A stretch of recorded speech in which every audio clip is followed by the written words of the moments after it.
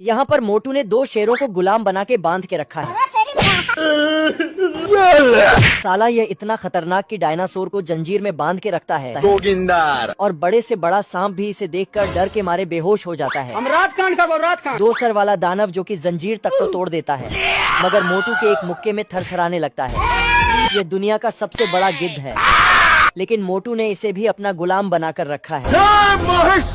तभी इसे एक नाव आती हुई दिखती है, तो यह अपनी दूरबीन निकाल कर देखता ही है कि नाव में इसका दुश्मन चिरकुट होता है और इसके साथ एक मोटा आदमी और चंपा भी होती है, जिसको देखकर मोटू लट्टू हो जाता है। क्या माल है यार। तभी अपने गिद्ध को सीटी बजाकर नाव के ऊपर हमला करने के लिए बोलता है, तो गिद्ध भी अपने काम को अंजाम देने के लिए निकल पड़ता है। और अभी तो रुको। और उड़कर चिरकुट के नाव के ऊपर आकर चिरकुट के नाव को तोड़ देता है और चंपा को उड़ाकर ले जाता है। अरे बाप। इधर चिरकुट इसे बचाकर अपने टेलीस्कोप से गिद्ध की ओर देखता है, तो गिद्ध चंपा को मोटू के पास लाकर पटक देता है। चिरकुट इस मोटे आदमी को लेकर पानी में कूद जाता है और इसे उठाकर पानी में तैरने लगता है। कुछ देर बाद चिरकुट इस टापू पर पहुंच जाता है, लेकिन यहाँ पर किसी का आना मना था, क्योंकि मैं जानता हूँ। तभी भी चिरकुट गुफा के अंदर चले आता है, जहाँ पर दो शेर बंधे होते हैं।